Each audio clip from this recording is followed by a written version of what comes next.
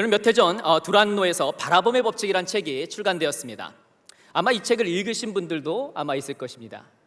여러분, 이 책의 저자는 주대준 장로님입니다. 이번에 간증이 담겨있는 책인데요, 우리 주대준 장로님은 우리 호산나 교회와 어느 정도 좀 가까운 이 거제도 산골에서 자라게 되었습니다.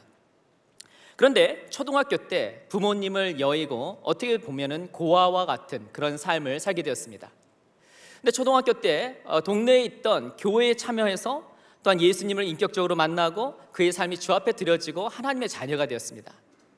어쩌면 인간적으로는 너무나도 힘들고 의지할 사람이 없고 어려운 가운데 있었지만 하나님만을 의지하며 그는 모든 것을 이겨낼 수 있었습니다. 그리고 나서 이분은 고학으로 야간 고등학교를 나왔고요, 육군 전산 장교, 그 다음 카이스트에서 박사학위를 받게 되었습니다. 그리고 청와대에서 경호차장을 역임을 하면서 5분의 대통령을 섬기게 되었습니다. 이후에 카이스트 교수로 부총장으로 후학들을 섬기는 이러한 일을 하게 되었습니다. 그래서 어떤 분이 이분에게 다음 같은 질문을 했다고 합니다. 여러 어려움 중에서도 이러한 일들이 가능했던 그 비결이 무엇입니까? 라고 물으니까 이분은 다음과 같이 말합니다. 하나님을 바라보는 것입니다. 그래서 책의 제목이 바라봄의 법칙인 것입니다. 근데 여러분, 오늘 우리가 읽은 말씀 가운데 이 바라봄의 법칙을 몸소 실천하고 있는 그런 분이 있습니다. 누구예요? 바로 다윗입니다. 여러분, 우리가 함께 읽은 시편 62편은 다윗이 인생의 어두운 터널을 통과하면서 오늘의 이 말씀이 기록되었다고 합니다. 성경학자들은 오늘 시편 말씀이 다윗이 왕좌에서 쫓겨나 아들 압살롬의 반란을 피하는 가운데 광야에서 오늘의 이 말씀을 기록했다고 합니다. 근데 여러분, 우리가 이런 위기의 순간 가운데 오늘 말씀 1절 8절에 보면은 영어로 alone only, 뭐뭐만이라는 표현이 4번이 나옵니다. 1절에 나오고요, 2절에 나오고요, 5절, 6절에 나오고 있습니다. God alone, 하나님만 의지했다는 것입니다. 때로는 생명의 위협이 있고 여러 가지 어려움과 마음의 갈등이 있지만 하나님만 의지함으로 말미암아 이 어려운 순간들을 이겨냈다는 것입니다. 여러분, 우리 호산나 교회는요, 우리 부산과 경남 지역의 중심이 되는 센터 교회입니다. 하나님께서 여러분을 귀하게 사용하실 것이고요, 또한 우리 호산나 교회의 다음 세대를 통하여 하나님의 놀라운 일들을 이루실 교회인 것입니다. 믿으십니까? 그런데 이렇게 아름다운 교회, 멋진 교회, 우아한 교회에 있다 할지라도 우리 성도님의 삶 가운데 때로는 힘듦을 경험할 수가 있습니다. 어떤 분들은 인간적인 갈등, 인간관계의 갈등으로 인하여 지금 이 시간 마음에 힘든 마음으로 예배 참여하신 분도 있을 거예요. 때로는 자녀와 때로는 배우자와 힘든 어려운 순간을 통과하는 분도 있을 수 있습니다. 어떤 분들은 경제적인 어려움으로 과연 나의 노후는 어떻게 될 것인가 힘든 마음으로 이 자리에 오신 분도 있고요, 회사에서 일터에서 여러 프로젝트를 하면서 한계를 느끼면서 이 자리에 나온 우리 성도님들 있을 수가 있습니다. 어떤 분들은 열심을 다해 노력하지만 앞에 길이 열리지 않아요. 직장이 열리지 않습니다. 학교의 길이 열리지 않습니다. 이런 마음으로 이 자리에 나온 우리 성도님들 있을 수가 있습니다. 근데 여러분, 이런 어려운 순간을 통과할 때 우리가 해야 될 것은 무엇입니까? 하나님만 바라보는 것입니다. 자, 그렇다면 여러분, 우리가 하나님을 어떻게 바라볼 수 있습니까? 오늘 말씀 가운데 저는 3가지 그 비결을 나누기 원하는데요, 오늘 원하기는 이 예배당에 또한 온라인으로 예배 참여하신 모든 분들의 삶 가운데 하나님만 바라보는 역사가 나타나길 주의 이름으로 축원합니다. 자, 그다음 첫 번째, 하나님만 바라보기 위해서는 어떻게 합니까? 사람을 의지하지 않습니다. 우리 호산나의 목소리로 크게 한번 따라해 볼까요? 시작. 사람을 의지하지 않습니다. 여러분, 윈스턴 처칠을 아실 거예요. 윈스턴 처칠은 영국의 수상을 역임했던 분입니다. 그런데 윈스턴 처칠이 수상이 되기 전에 그 당시에 이제 BBC 라디오 방송에서 인터뷰를 하고 이렇게 연설을 하는 이런 순서가 있었습니다.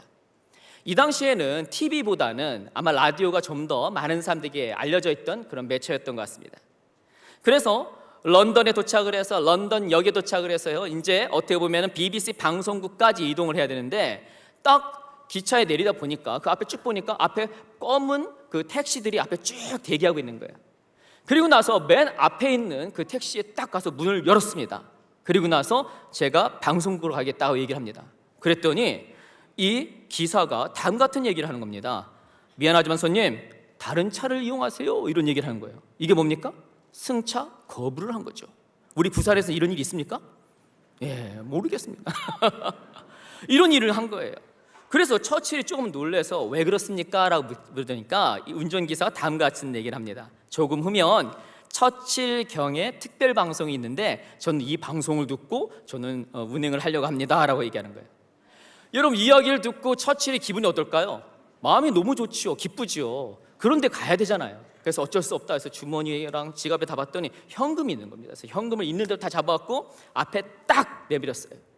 그랬더니 그렇게 완고했던 그 운전기사가 눈빛이 잠깐 바뀌더니 갑자기 돈을 덥석 잡으면서 이렇게 하는 겁니다. 손님 어서 타세요. 처치인지 먼치인지 돈부터 벌어야 되겠습니다 라고 얘기하는 겁니다.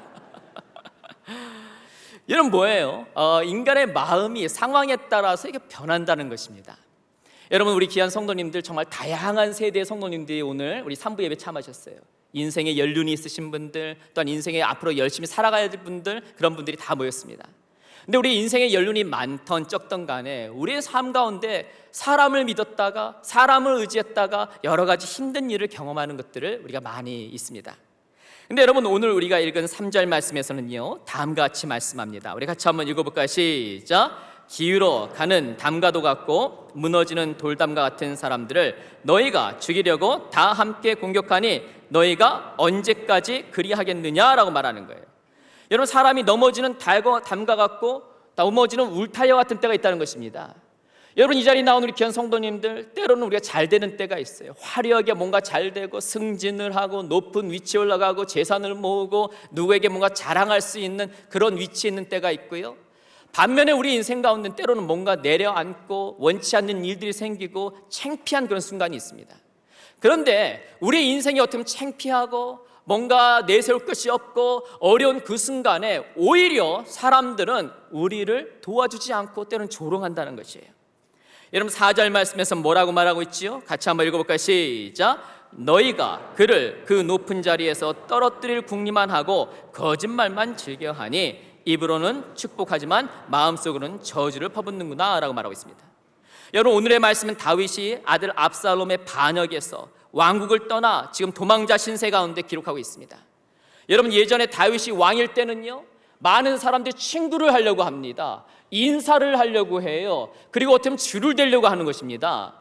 그런데 지금은 도망자 신세고 어떻게 보면 세상으로부터 참 창피한 그런 시간 가운데 있는데, 그러니까 어떻게 합니까? 더 저주를 하고 더 무너뜨리려고 하고 오히려 이런 것들이 사람의 삶 가운데 나타난다는 것입니다.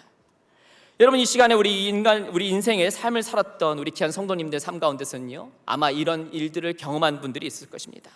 사람은 변할 수 있어요.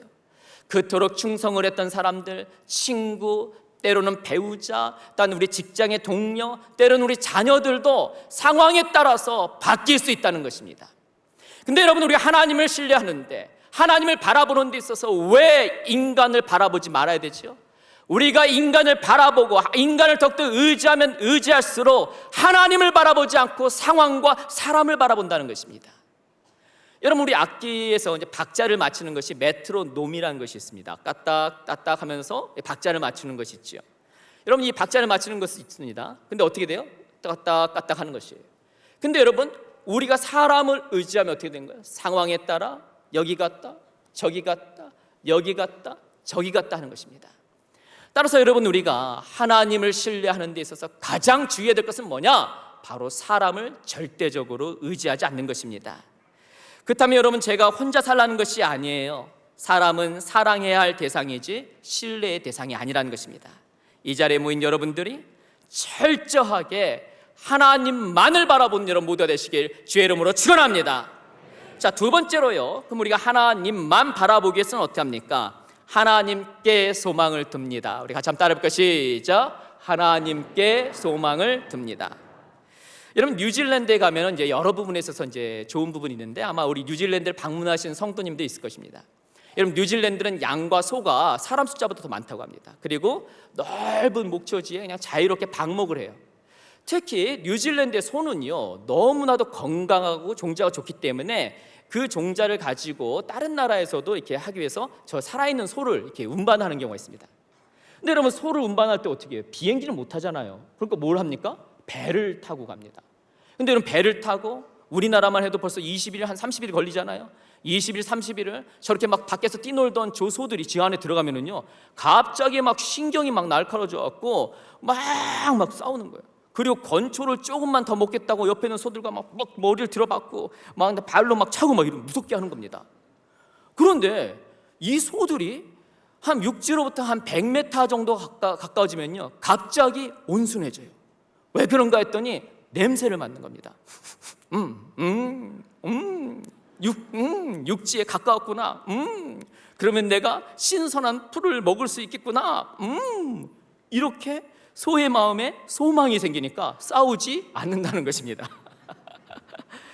여러분, 제가 몇 해 전에 애틀란타에서 설교 컨퍼런스에 참여했어요. 저도 그 설교 컨퍼런스에서 발표를 하고, 또한 그곳에 세계적인 설교학자, 또한 상담 전문가, 우리 목회자들로부터 강연하는 것을 들었습니다. 그때 주요 토픽이 뭐냐?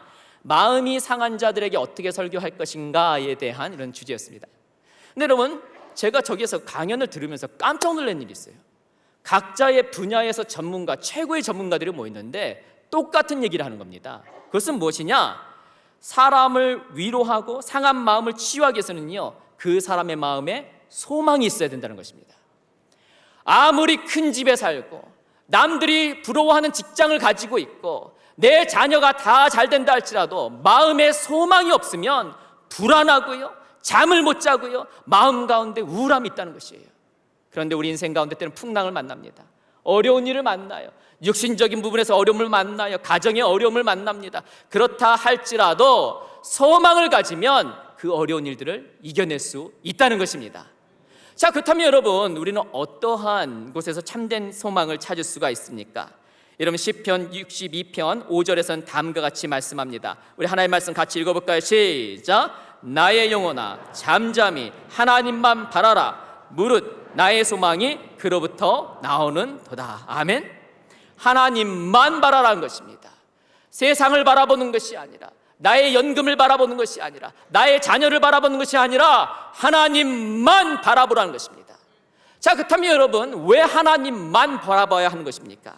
여러분, 6절 말씀에서는요, 다음과 같이 말씀합니다. 우리 같이 한번 읽어볼까요? 시작! 오직 그만이 나의 반석이시요 나의 구원이시요 나의 요새시니 내가 흔들리지 아니하리로다. 아멘.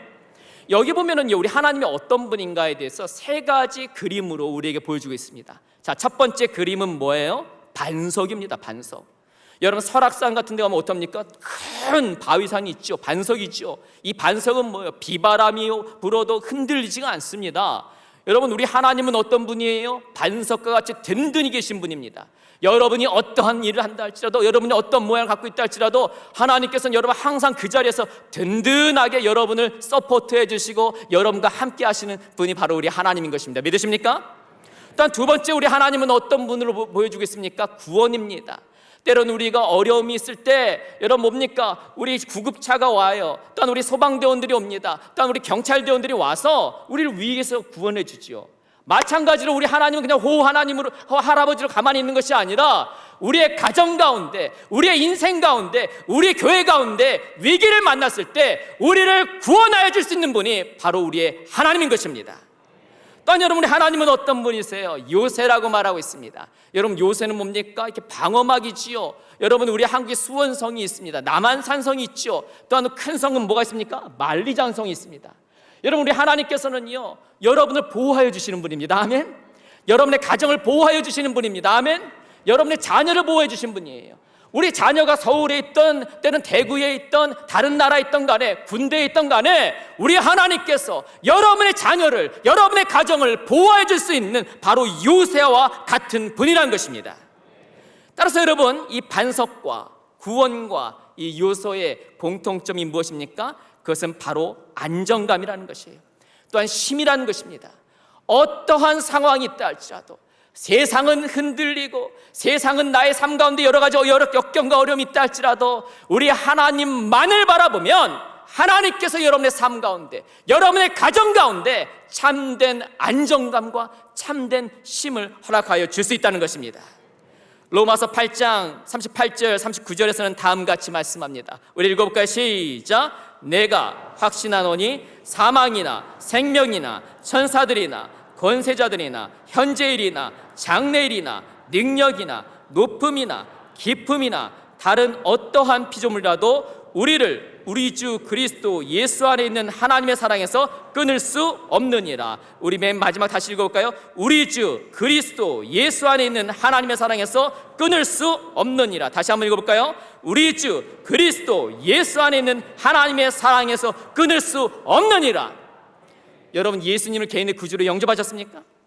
여러분, 예수님께서 여러분의 모든 죄를 짊어지시고 여러분의 또한 구원자가 되심을 믿으세요? 그리하면 여러분이 많이 배웠던, 또한 여러분이 어떠한 위치에 있든 간에 예수님을 믿으면 하나님의 자녀가 되는 것이고요, 어떠한 상황에서도 하나님의 그 사랑에서 끊을 수 없다는 것입니다. 때는 우리 인생 가운데 가정의 위기가 찾아올 수가 있어요. 직장에서 위기가 찾아옵니다. 나의 삶 가운데 내가 왜 이것뿐이 안 되는가 한계를 느끼는 때가 있습니다. 그러나 그 순간 하나님을 바라보며 나아가면은요, 주님께서 여러분 보호하시고 인도하시고 구원하실 것입니다. 이런 하나님을 바라보시는 여러분 모두가 되시길 주의 이름으로 축원합니다. 마지막으로요, 우리가 하나님을 바라보시기 위해서는 어떻게 하느냐? 하나님께 기도합니다. 우리 같이 한번 따라해볼까요? 시작. 하나님께 기도합니다. 여러분, 미국 전역에 짐을 옮기는 화물 비행기가 있습니다. 우리 카고라고 하는데요. 어느 날 2명의 조종사가 저 비행기를 딱 운전을 하면서 이제 물건을 옮기는 이런 일을 했습니다.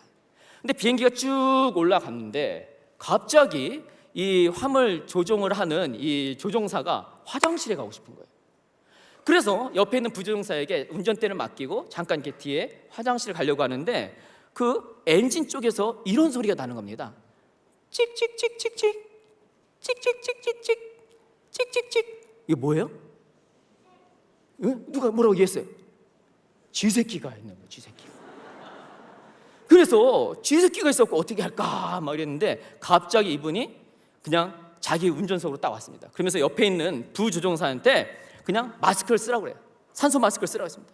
그러더니 운전대를 딱 잡더니 위로 올리는 거예요. 그러면서 점점 올라가는 겁니다.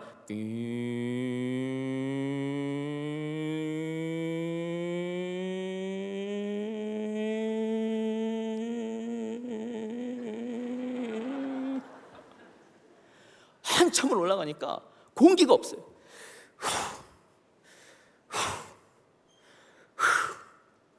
한참을 있다가 다시 밑으로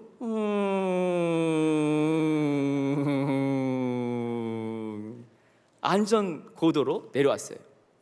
그러고 나서 옆에 있는 부조종사에게 운전대를 맡기고 또 다시 거기 가봤더니 쥐소리가 안 나는 거예요. 그리고 나서 나중에 이제 목표 지점에 딱 와서 이제 랜딩을 했습니다. 이제 착륙을 했죠. 착륙을 하고 나서 그 엔진을 열었더니 그 안에 뭐가 있어요? 쥐가 죽어 있는 겁니다. 근데 여러분, 비행기가 이렇게 하늘에서 날았을 때 또 쥐 한번 잡아보겠다고 막 열고 막 쥐 잡으면 어떻게 됩니까? 잘못하면은요, 이상한 데 들어가거나 만약에 뭡니까? 어떤 선을 잘못 건드리면 더 위험한 일이 있을 수가 있어요. 여러분, 우리 가정에서도요, 우리 직장 생활에서도요, 어려움이 있는데 내가 그거 한번 해결해 보겠다고 하다 더 꼬이는 경우 있잖아요. 처음보다 더 어려워지는 경우가 있잖아요. 내가 우리 자녀 한번 인간 만들어 보겠다고 했다가 어려운 일이 있잖아요. 에? 아닌 척? 이런 일을 경험하잖아요. 근데 여러분, 그런 때 어떻게 합니까? 우리는 더 높은 곳으로 올라가야 됩니다. 더 높은 곳으로 올라가야 돼요. 더 높은 곳으로 올라가서 그 순간에 하나님을 만나야 하는 것입니다. 근데 하나님을 어떻게 만날까요? 그것은 바로 기도로 만나는 것입니다. 이런 특별히 8절 말씀해 보면요, 다음과 같이 말씀합니다. 읽어볼까요? 시작. 백성들아, 시시로 그를 의지하고 그 앞에 마음을 토하라. 하나님은 우리의 피난처시로다. 아멘. 여러분, 마음을 토한다라는 표현이 있는데요, 여러분 토해 본 적 있으십니까? 네.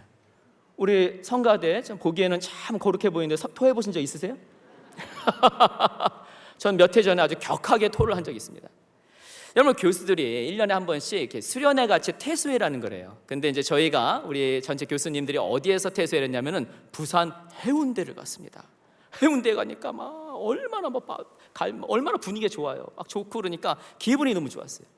그리고 나서 총장님 기분이 좋으셨는지 맨 마지막에 오늘 광안리 가서 내가 회 쏜다 딱 이러는 거예요. 그래서 우리가 광안리 가서 막 회를 먹었어요. 막 먹는데 막 보니까 광어했다가 우럭했다가 막 농어했다가 막 뭡니까 막 연어했다가 너무 맛있게 잘 먹었어요. 아마 제 인생에 가장 많이 먹고 아마 잘 먹었던 것 같습니다.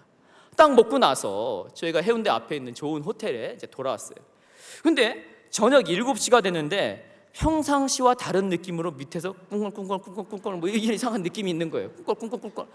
그래서 안 돼 참아야 돼. 그래서 8시 9시까지 참았는데 뭐 꿍꿍꿍꿍꿍 계속 올라오는 거예요. 여러분, 옆에 저희가 동료 남자 교수님이 있고 여긴 좋은 호텔인데 이러다가 제가 실수할 것 같아요. 그래서 어떻게 했습니까? 그냥 갑자기 그냥 화장실 딱 가서 변기를 딱 열었더니 그때 나가네. 막 토를 하는 거예요. 근데 여러분 막 제 토를 할 때 이거 연어는 너무 아까워 하면서 내가 이렇게 하면 돼요? 안 돼요? 안 됩니다. 큰일 났어요. 여러분 점심 다 드셨어요 오늘.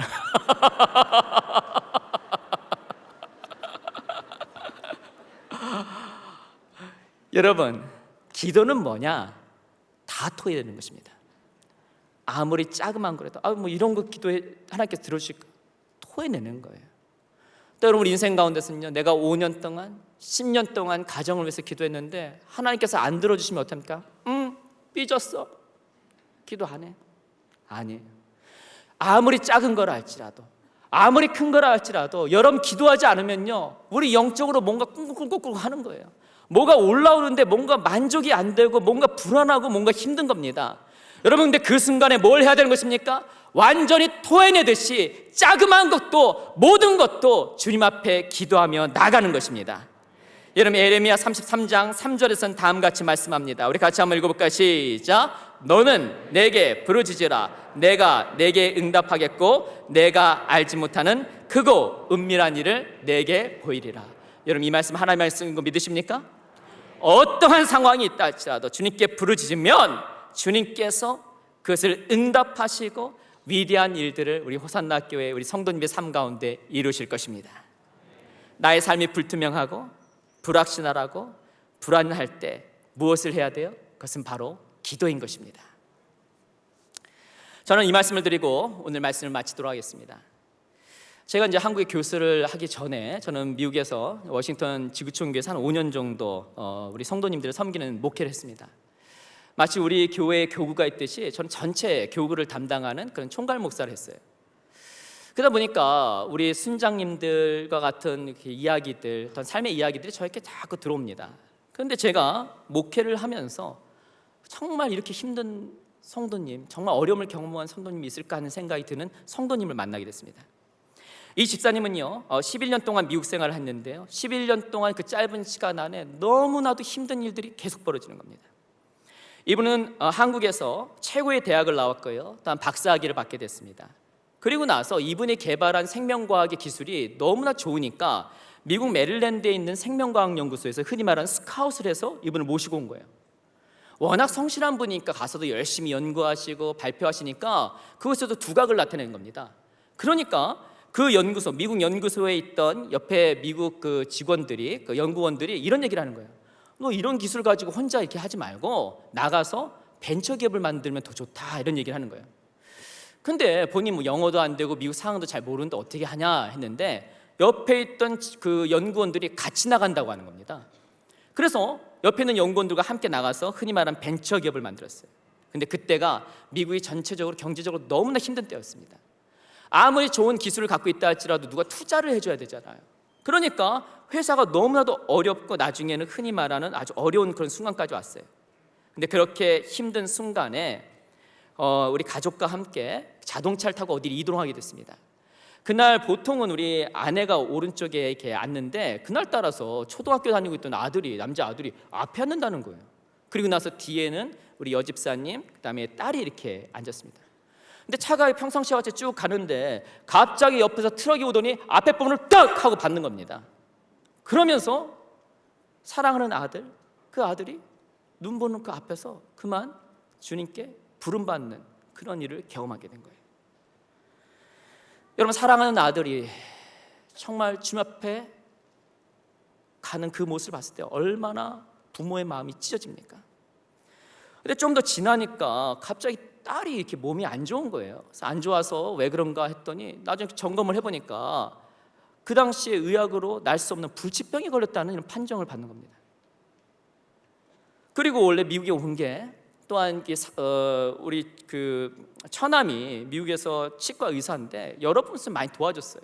근데 이 처남이 갑자기 심장마비로 또 돌아가신 거예요. 아니 이런 일들이 그냥 순간적으로 계속 있으니까 이 집사님 어떻게 할지 모르는 거예요. 너무너무 힘든 겁니다. 그래서 저한테 하루는 신방을 요청했어요. 그래서 제가 집에 방문했습니다.